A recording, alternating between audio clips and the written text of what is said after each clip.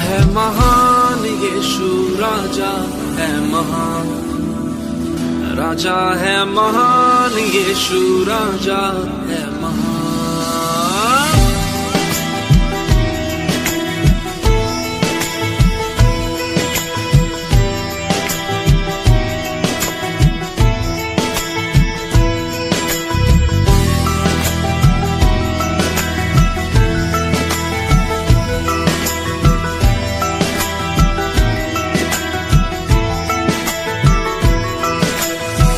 मुद्दा है तू खुशी का,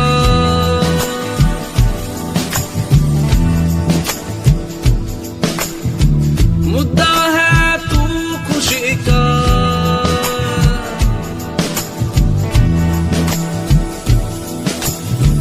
मुद्दा है तू खुशी का।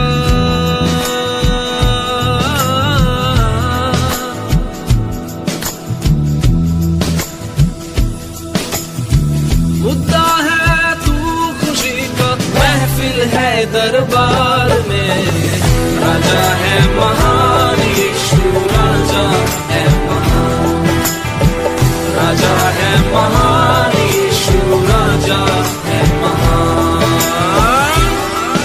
निर्बल को बल देता,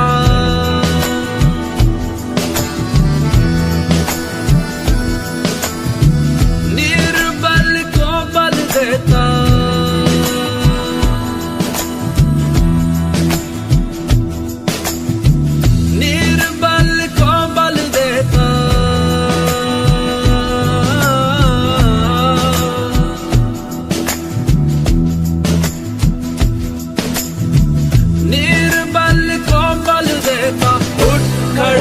चलाता है, राजा है महान यीशु, राजा है महान, राजा है महान यीशु, राजा है महान, राजा है महान यीशु, राजा है महान, राजा है महान यीशु, राजा है महान।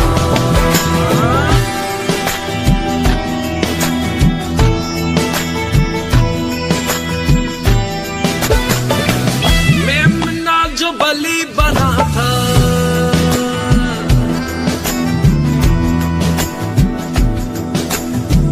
मेमना जो बलि बना था,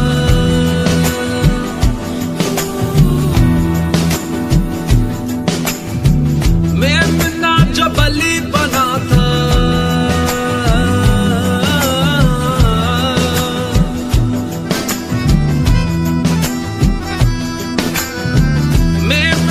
जो बलि बना था, विजयी सिंह यहूदा का, राजा है महान यीशु, राजा है महान, राजा है महान यीशु, राजा है महान, राजा है महान यीशु, राजा है महान, राजा है महान यीशु, राजा है महान, राजा है महान यीशु, राजा है महान, राजा है महान यीशु, राजा है महान, राजा है महान यीशु, राजा है महान, राजा है महान यीशु, राजा है महान, राजा है महान यीशु, राजा है महान, राजा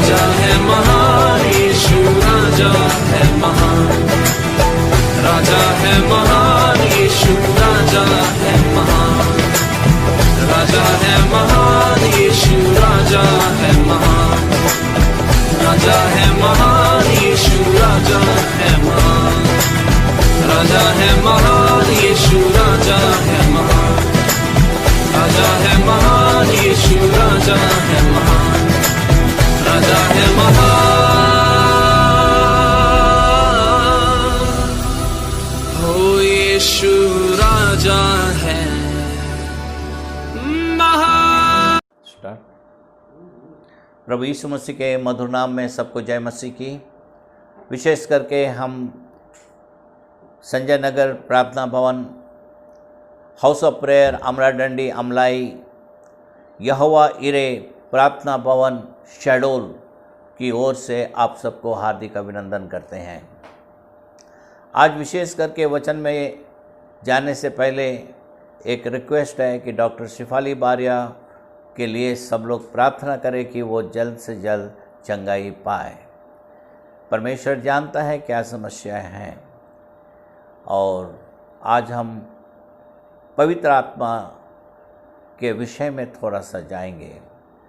पवित्र आत्मा और विश्वासी। पवित्र आत्मा विश्वासियों की सहायता करता है।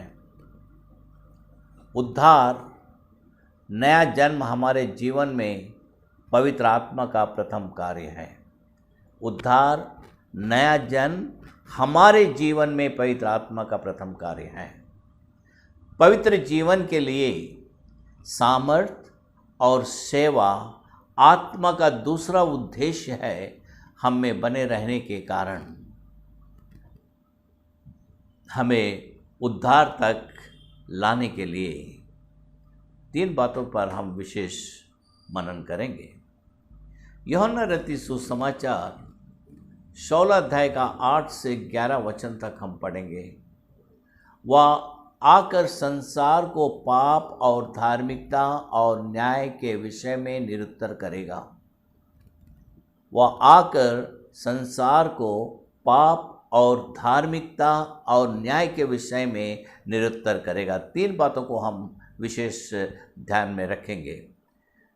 पाप के विषय में इसलिए कि वे मुझ पर विश्वास नहीं करते, और धार्मिकता के विषय में इसलिए कि मैं पिता के पास जाता हूं और तुम मुझे फिर ना देखोगे, प्रभु का कहना है।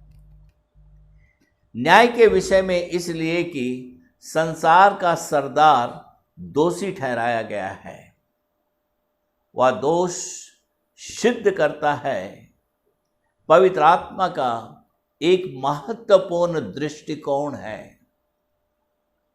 दोषी ठहराना, पटकारना, निंदा करना और स्वीकार करना अवधारित लोगों को उनके पापों के बारे में, धार्मिकता और दंड के बारे में, आत्मा के दोष सिद्ध के कार्य के बिना हम अपनी पापमय और खोई हुई स्थिति के बारे में अज्ञान बने रहेंगे। वह हमको पाप की दृश्यता का ज्ञान कराता है। हम परमेश्वर के धार्मिकता के स्तर से कितना नीचे गिर गए हैं और उस भयानक दंड के बारे में जो हर एक पापी की प्रतीक्षा करता है। दूसरी बात, वह परिवर्तन और पुनर्जीवन उत्पन्न करता है। वह परिवर्तन और पुनर्जीवन उत्पन्न करता है। पुनर्जीवन का तात्पर्य है, पहली बात, आत्मिक पुनर्जन्म, आत्मिक पुनर्जन्म। दूसरी बात, आत्मिक नवीकरण, और तीसरी बात, और पुनः स्थापना। पुनः स्थापना।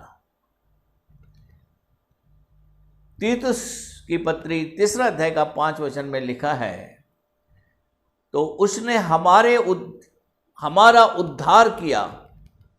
उसने हमारा उद्धार किया या हमारे द्वारा किए गए धर्म के कामों के आधार पर नहीं, परंतु उसने अपनी दया के अनुसार अर्थात पवित्र आत्मा द्वारा नए जन्म और नए बनाए जाने के स्नान से किया, जिसे उसने हमारे उद्धारकर्ता यीशु मसीह के द्वारा हम पर अधिकाई से उंडेला, जिससे हम उसके अनुग्रह से धर्मी ठहरकर अनंत जीवन का आशा, अनंत जीवन की आशा के अनुसार वारिस बने। इफिसियों की पत्री 2 अध्याय का 1 वचन में लिखा है, और उसने तुम्हें भी जिलाया जो अपने अपराधों और पापों के कारण मरे हुए थे। हम बाइबल में देखते हैं यूहन्ना रचित सुसमाचार 6 अध्याय का 63 वचन में, आत्मा ही है जो जीवन देता है। आत्मा ही है जो जीवन देता है। और तीसरी बात, वह हमें पाप और मृत्यु की सामर्थ से स्वतंत्र करता है ताकि हम पवित्र बन सके। रोमियो की पत्री 8 अध्याय का 2 वचन में देखते हैं, क्योंकि जीवन के आत्मा की व्यवस्था ने मसीह यीशु में तुम्हें पाप और मृत्यु की व्यवस्था से स्वतंत्र कर दिया है। चौथी बात, वह हमें उद्धार का भीतरी आश्वासन देता है। वह हमें उद्धार का भीतरी आश्वासन देता है। प्रेरित पौलुस कहता है रोमियो की पत्री 8 अध्याय का 16 वचन में, आत्मा स्वयं हमारी आत्मा के साथ मिलकर साक्षी देता है कि हम परमेश्वर के संतान हैं। पहला यूहन्ना 5 अध्याय का 7 वचन में लिखा है, और पवित्र आत्मा ही है जो साक्षी देता है, क्योंकि पवित्र आत्मा सत्य है। पहला यूहन्ना 5 का 8 में लिखा है, साक्षी देने वाले 3 हैं। साक्षी देने वाले 3 हैं। इसके बारे में आगे फिर हम डिटेल्स में जाएंगे। आत्मा, जल और लहू। आत्मा, जल और लहू, और इन तीनों में सहमति है।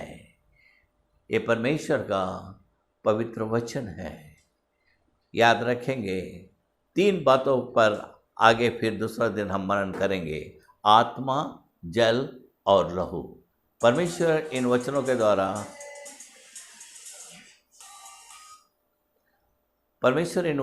द्वारा आप सबको आशीष दे। मैं प्रार्थना करना चाह रहा हूँ। प्यारे परमेश्वर, हम तेरा धन्यवाद करते हैं तेरे प्रेम के लिए। आज प्रभु जी, हम हर एक विश्वासी के लिए प्रार्थना करते हैं कि ये सब तेरी पवित्र आत्मा का दान